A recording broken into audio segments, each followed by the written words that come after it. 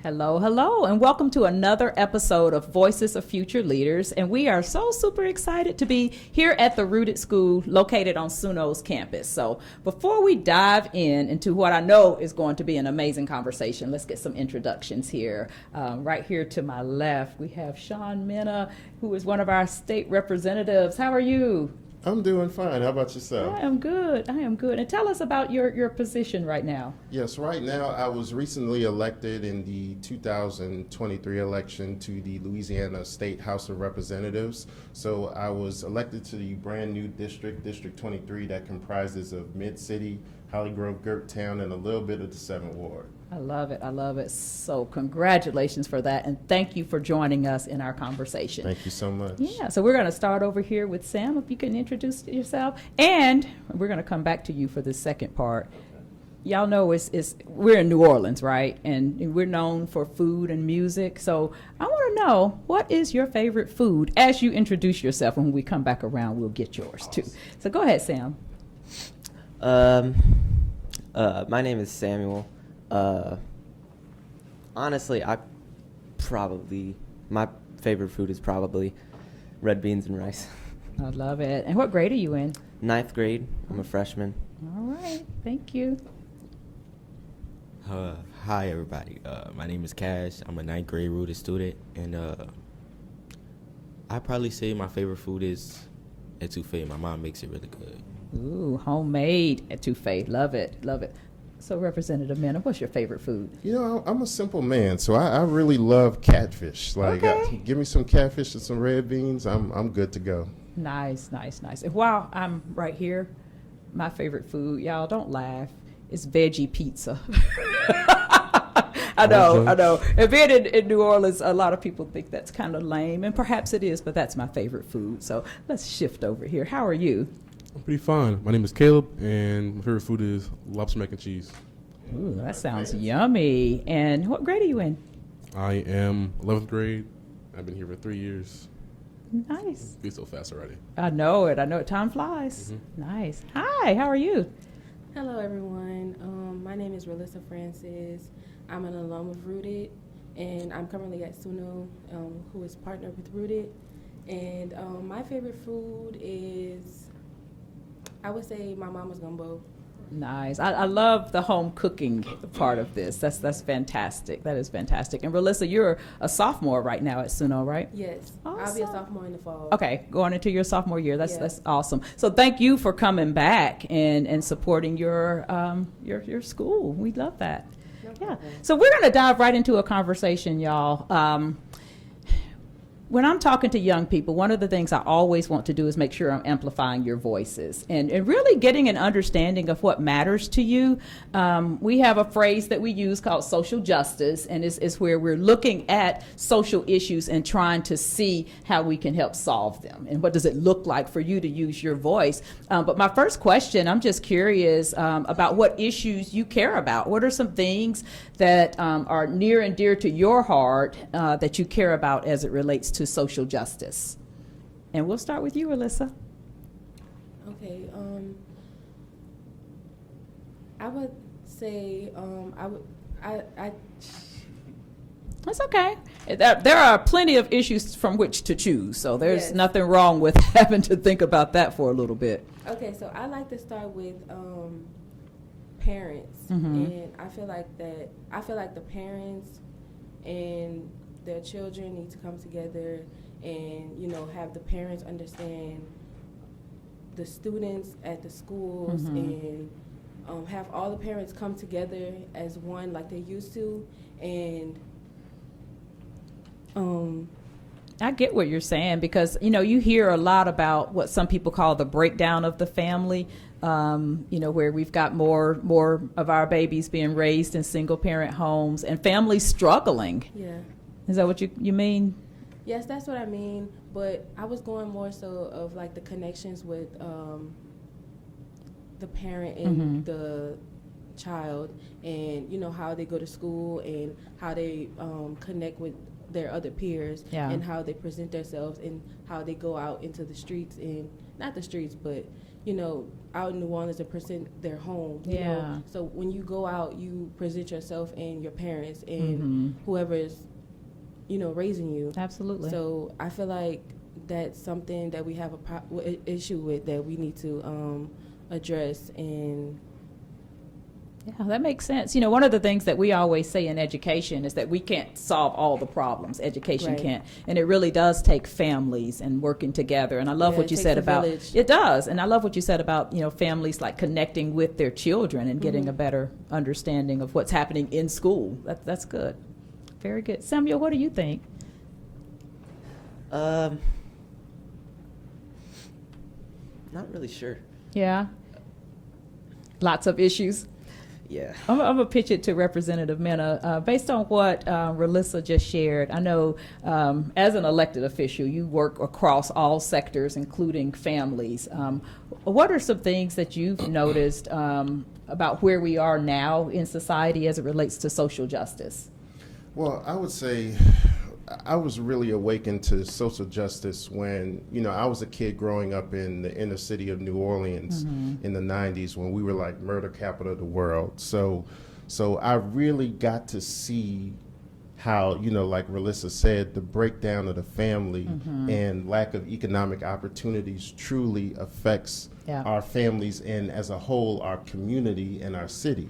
So one of the things that I'm very passionate about is making sure that that people have economic development. Yeah. And we have to be cognizant of the fact that, we complain about the crime issues that we have, but people commit crimes out of desperation. Yeah. So we have to make sure that people can have, if they want access to good paying jobs, that they can actually have those good paying jobs. If youth like you all want access to a good education, that you all can get a good education. So that's really what I'm passionate about, and I believe social justice has a very integral part in that, because we have to fight for the ideals that we have, and that's why I'm excited to look into the face of all of you all this morning, because I see the future. I see people that will be advocating on their own behalf, and then you can change your family structure, and then we can change the city structure, and we can change the state structure. So we all have to.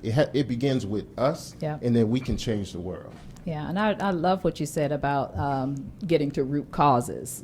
Crime does happen for a reason, and until we unpack some of the reasons behind it, our city and even our nation is going to continue to grapple with it. Cash, what are your thoughts around this? I want to build off what you said. The need for jobs and it being the reason behind so many crimes in New Orleans today. I feel like it's a good point because it shows the lack of opportunities that we have, and the placement of more opportunities would better our city and make it easier for kids in my generation to not want to go into the streets and do things that they shouldn't. Yeah. I'm glad you lifted that up. And, being right here at the Rooted School, this is really the perfect place to have this conversation, because I know you guys are located on the campus of SUNO, which is a unique experience in and of itself. But then I also know that your curriculum here is infused with preparing you for college and the workforce. So, Caleb, can you talk a bit about what that looks like in terms of the classes or credentials or job experience that either you've already received or that you're looking forward to engaging in as you move into your senior year? A lot. I know. First, I'll talk about the classes. They're really nice. The teachers are all interactive. They're all teachers. They're supposed to be there helping you. Yeah. I'm glad we have teachers who care for us and not there just to be there. What's going to happen is, well, first of all, I'm in this class right now. It's a teaching program. I teach at a middle school, and it's really nice. Oh, this is like our build your own or grow your own. Do you want to be a teacher? Professor. Professor, which is a teacher. I love it. And the reason I'm gonna be honest. The reason why I chose the class was I was told it was good, like a chance for me to learn about teaching. And when you learn about teaching in general, you learn that teaching isn't just standing up and pointing to something on the board. You Right. go through a lot being a teacher. I'm glad that we have teachers now who want to go through that to help the younger generations. Yep, that's good. So as a professor, do you have a particular subject that you think you want to teach or lead? Since I've been in 7th grade, astrophysics. Oh, okay. I didn't see that come. Astrophysics. So, and there will always be a need for more scientists, and I'm glad you're getting prepared for that. And we'll have opportunities to engage, and especially again, like I said, with you all actually being located here. So let's pivot just a little bit and talk about your experience at school.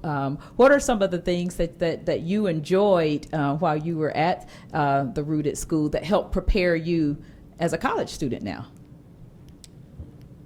Some things that prepare me to be where I am now is the love and the care that Rooted has had for me, and I am the second graduate class of Rooted School, and my mom plays a big part in where I am today. She's advocated for me from the ground up.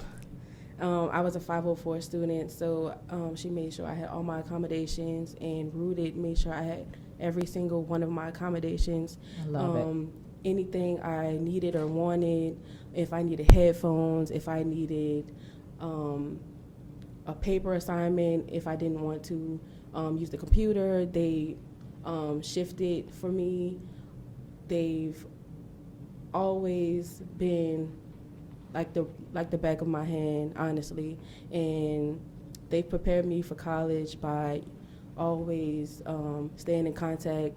As an alum. We still have Miss Livney reach out to us and invite us to bowling, or we have open visits for the alum to come back. And I'm also working at Rooted.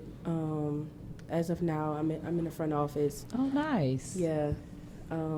There was a job opportunity when I was graduating, and one of the Miss Livney reached out to me, and she told me that there was a position open for anyone, and I was just one of the students that was able to apply. So when I applied, I went through the process like any other job, and they chose me. I was very appreciative. That's so because great. I did put Rooted through a lot.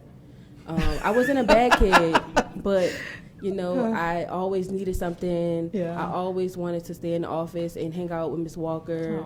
Aw. Miss Carp was always there. She made sure we had everything we needed. If we needed an Uber ride, if we needed something to eat, if we needed clothes, if we needed underclothes. It's not just about the education, Yeah, is it? It's not just about the classes. I'll say it like that. Yeah, it's not just the education for me. If I needed anything, I love it. I It's just love a it. lot that Rooted had to offer that I have so much to speak about. Yeah. So I'm glad you led with the caring teachers, because we oftentimes in education talk about educating the whole child, and that absolutely means that you have to get a quality education, right? We've got to make sure that you're learning and growing and that you're mastering content. And we also have to make sure that you're being taken care of from a social and emotional standpoint. So I'm glad you led with that. And Representative Mena, one of the things that we talk a lot about is mental health. So when we think about the whole child, mental health has to be part of it. And we know that we've got a lot of families that have experienced trauma. From your role as a representative, how have you been able to view mental health or supports for mental health for our community? Right. I think mental health has fortunately become a big issue in our society, because when I was growing up, like I said, that really wasn't spoken about in our community. But fortunately, you all are growing up in a generation where, mental health is being acknowledged and being talked about openly. So really, in my position as a state representative, it's to make sure that you all actually have the access to mental health help that you would need. So that means making sure that we actually have funding for counselors to be there to talk to you all, because really that's what most folk need is just to be able to have a conversation with someone if you happen to be having a tough day or you're going through something with your family. So really my whole goal is to make sure that you all actually have those resources available to you. Yeah, I love that. And so I'm going to pitch this to anyone who wants to chime in. When we think about that from the standpoint of not just being students, but being citizens of our community, what does your mental health look like? How do you take care of yourself? And I'm talking whether you're looking at anxiety or any other issues. Caleb? It's kind of funny you talk about mental health because that's what my group went when we did the asthma challenge just a while ago. Oh, nice. Mental Yeah. health is really important. When you wake up, you have to think about what you're going to do. And you have to go through the entire day. When you don't feel right, your day won't go right. Yeah. And if you're, let's say, down in the dumps, it can be really tough for you to even walk out the house. Yeah.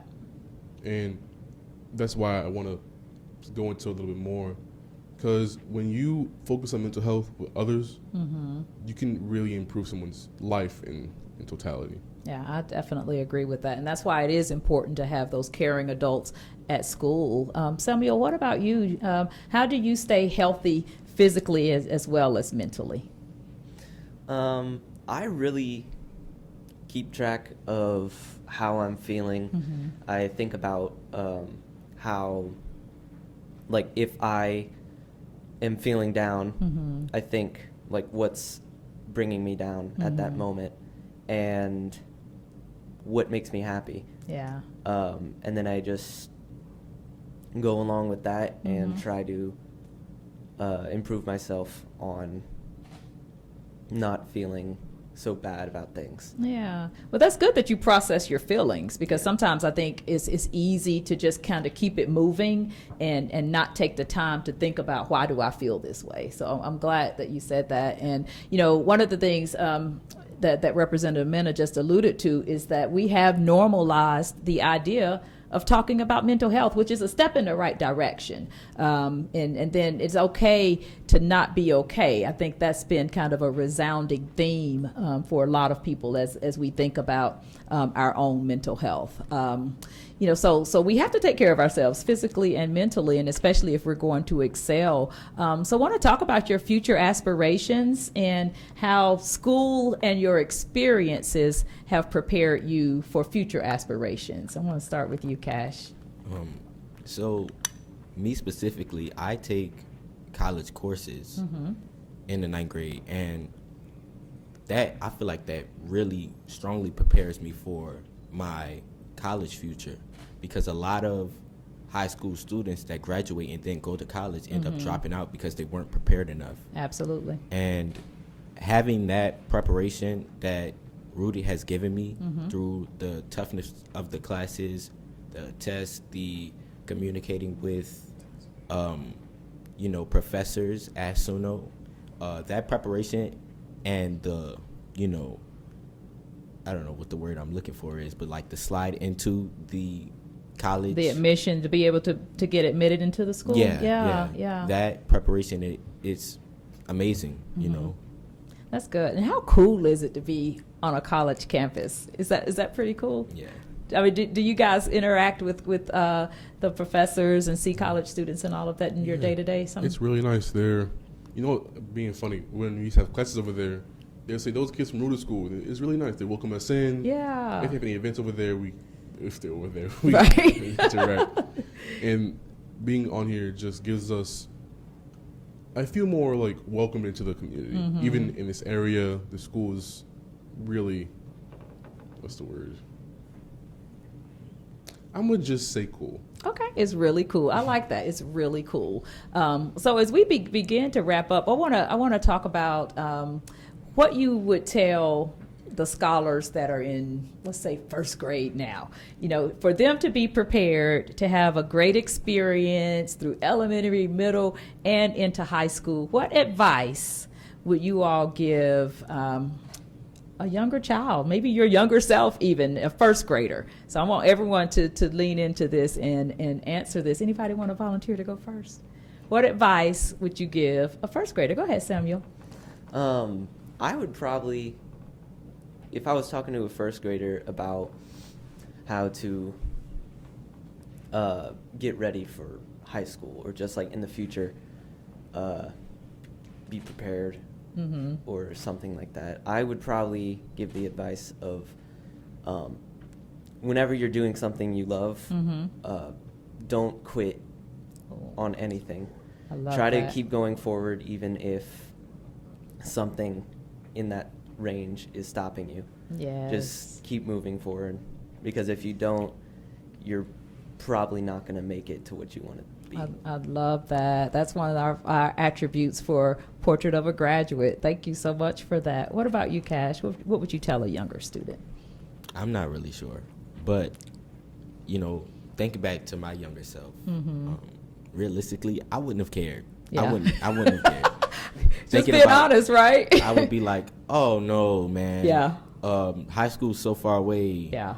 Even 8th grade so far away. Why do I have to worry about that? Yeah. I feel like me now, I would, give myself not something to worry about, but something to think about. I'm not exactly sure what, but just something that would make me think about my future as I Yeah. get older. Yeah. And see how that change might become true, or Yeah, and you make a good point too, because I think when we're younger, it just seems like that's so far off, like I don't have to think about that. But did this time come quickly? I mean, do you guys sometimes think, wow, how am I in high school or about to graduate or in college already? Time moves, doesn't Yeah. it? Yeah, It's pretty fast. It does, indeed. What about you, Caleb? If I would tell a first grader what to do for college, for high school, I'd say color outside the lines. I like it. I'd say as long as you like it, just keep going. Keep it moving. I Doesn't love matter that. what it is. Yeah, and color outside the lines. Be yourself, right? Yeah, that's great. What about you, Alyssa? If I were talking to a first grader as of right now, I would say fail forward, join that club, join cross country, go to that fair, join the karate club. I've been in so many programs. My mom's putting me in so many programs that I didn't even know I'd be interested in. I've done arts and craft. I've done Operation Spark with the help of Rooted. I've done it twice, actually. And, I just say fail forward. And if you have a bump in the road, just make sure you keep your parents in the loop. And if you feel like you need to talk to a counselor if there isn't one at school, then just talk to an adult that you feel close with or anything like that. Because a lot of traumatic things have been going on a lot lately. Because when I was younger, I don't feel like I've been exposed to so many traumatic events, not only in New Orleans but in the world as a whole. And so, if you have an opinion about something, speak your mind and be respectful. Yeah, I love that. Yeah, that's great advice. Oh my goodness, you guys have amazing advice, and anyone could take heed to that advice, regardless of their age.